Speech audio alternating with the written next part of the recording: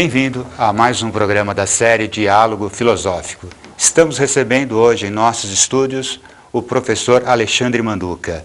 Ele é mestre em filosofia pela PUC e coordenador dos cursos de publicidade e propaganda da UniABC. O tema de hoje é o filósofo Immanuel Kant.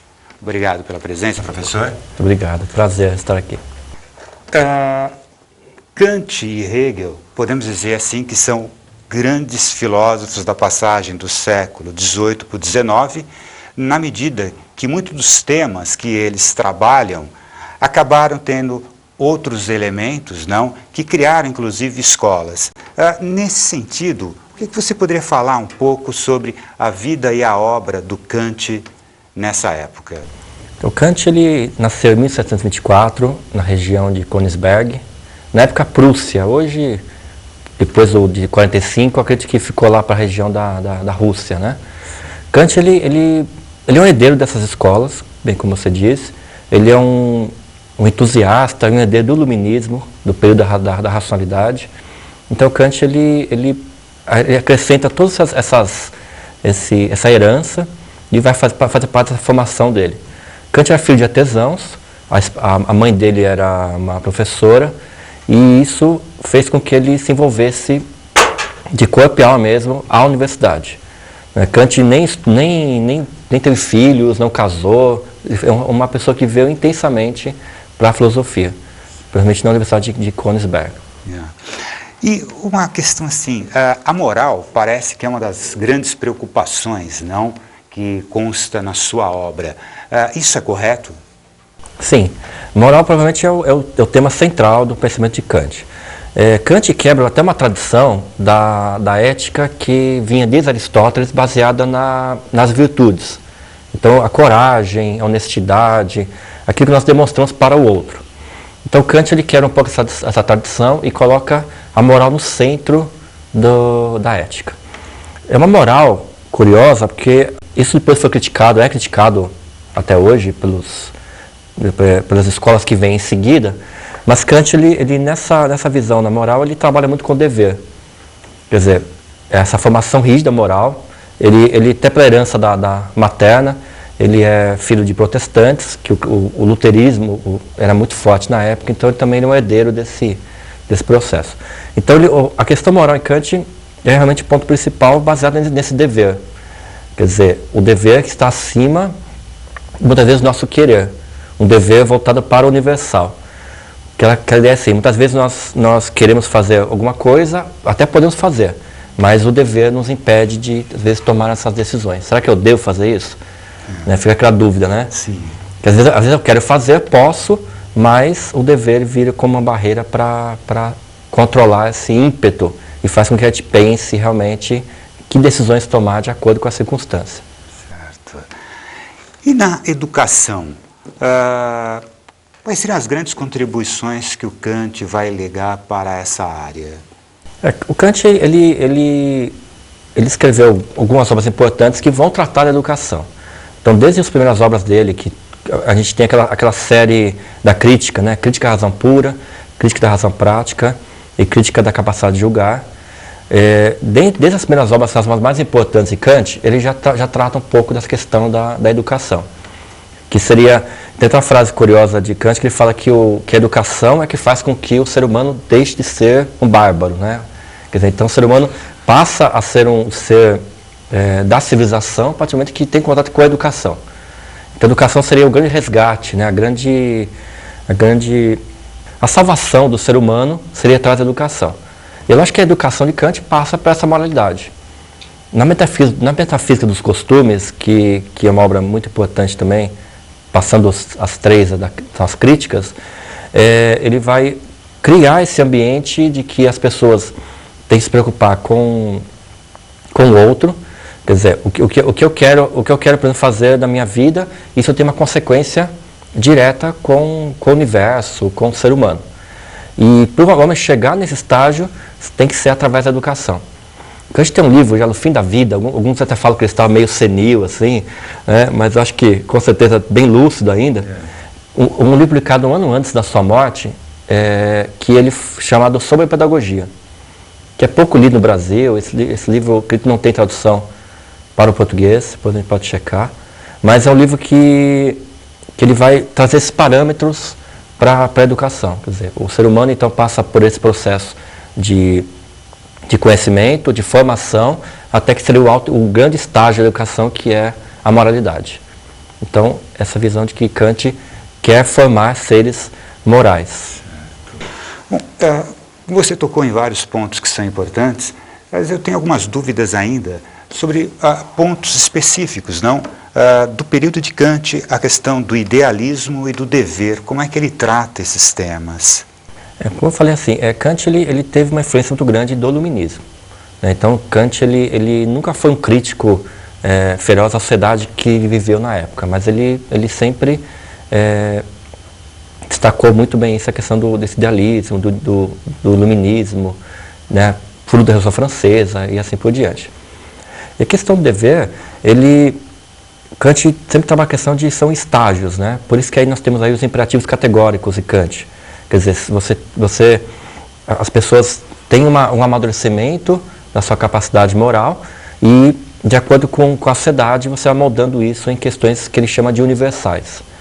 Tanto que Kant tem um livro já que ele escreve já no final da vida dele, chamado Paz Perpétua, que ele acha que a sociedade vai evoluir, possa evoluir tanto a questão moral, dos deveres, que os conflitos e as guerras possam ser exterminadas, né, findadas por causa dessa evolução que Kant acreditava.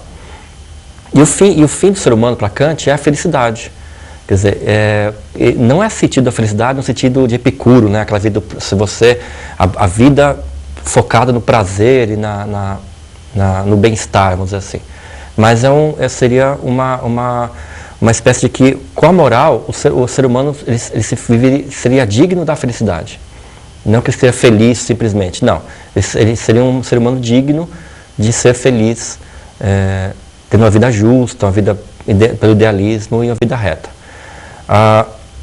Como eu falei, Kant ele defendia o rigorismo moral, quer dizer, que hoje isso é muito criticado, né? Como é que a gente pode medir essa questão da moralidade ou não? Aí Kant entra com uma outra questão que ele fala da boa vontade. Quer dizer, as pessoas têm que querer que aquilo que se apresentam no dia a dia nas suas vidas, isso tenha um bem comum, quer dizer, um bem para a sociedade. E através da boa vontade que a gente possa medir o que é correto e o que é ruim. E como foi seu encontro com Kant na academia? Até porque me parece que entre os vários herdeiros dessa tradição está o Habermas. Você chegou a fazer alguns trabalhos com Habermas também? Sim, Kant, eu tive contato com Kant na universidade, passei por todas as obras, fazer aquela coisa, né, de catequese mesmo, né, você vai lendo uma por uma, né, para ter essa visão geral. E um dos seguidores uns discípulos, né, contemporâneos de Kant, realmente é Habermas. Né? Alguns comentadores até falam que Habermas é o último herdeiro de Kant, assim, né, vivo, vamos dizer assim, né? Porque os outros a crítica ficou muito grande em relação à questão da moralidade. Porque a questão toda que Kant defende, depois Habermas vai continuar isso, é a questão do projeto da modernidade. Quer dizer, hoje a gente vive numa sociedade onde as pessoas são mais egoístas, que pensam realmente só em si, que perderam um pouco esse espírito da coletividade, e Habermas puxa esses conceitos novamente e volta a ser esse defensor aí do princípio da modernidade, quer dizer, pensar no todo, você pensar no ser humano. Então, Habermas ele trabalha em questão disso. Então, pode dizer que é um pensamento extremamente contemporâneo, na medida que estamos numa sociedade capitalista, onde o individualismo, onde o egoísmo, ele é cada vez mais exacerbado.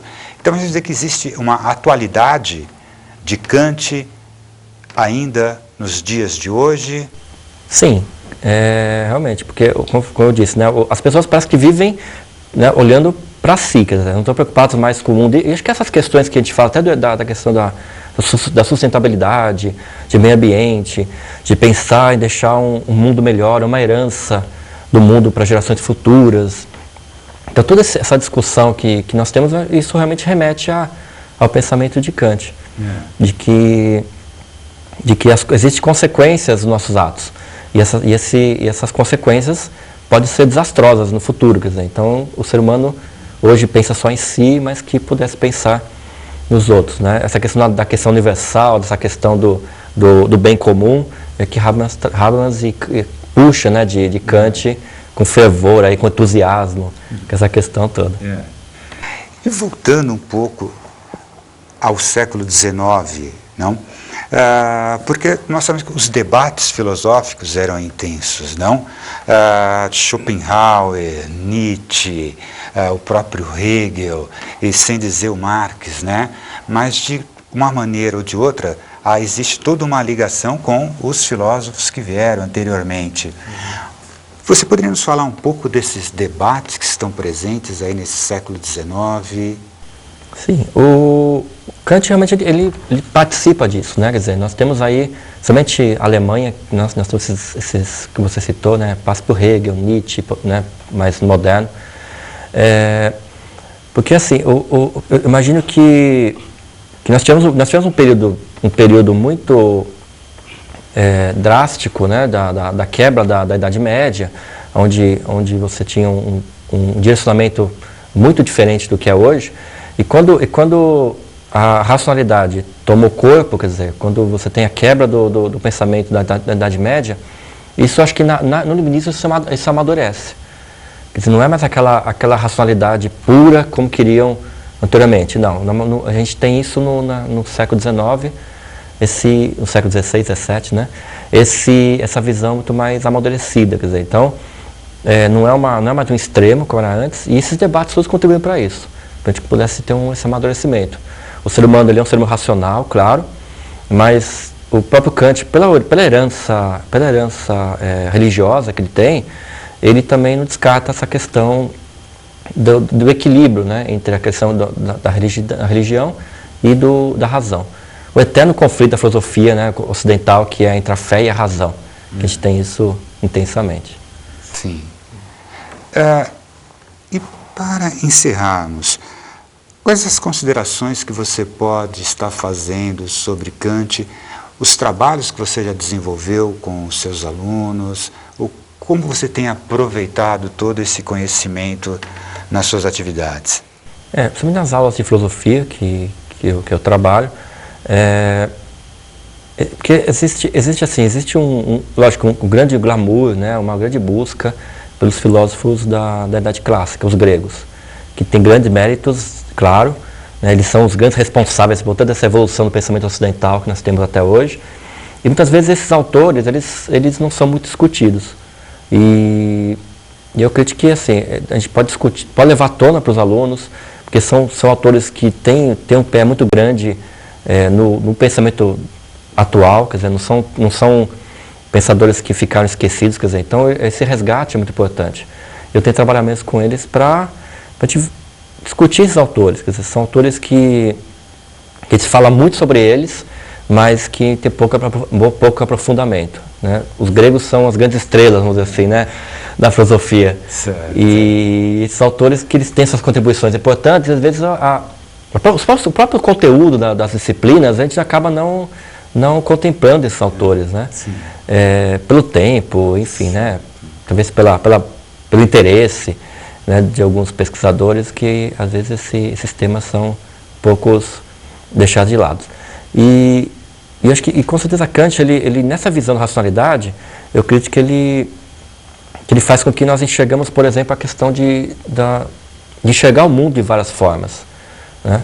Assim como nós usamos o telescópio para enxergar micro-organismos, a gente não pode usar o mesmo telescópio para ver, por exemplo, estrelas. A gente precisa de outro equipamento, um telescópico, né?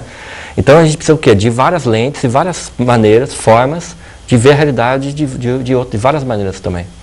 E nós somos seres racionais, né? E é o que Kant defendia aí abertamente. Certo. Bom, obrigado. Obrigado. Agradecemos então a participação do professor Alexandre Manduca e se vocês quiserem saber um pouco mais sobre Immanuel Kant, acessem www.neabc.br. Obrigado, professor. Obrigado.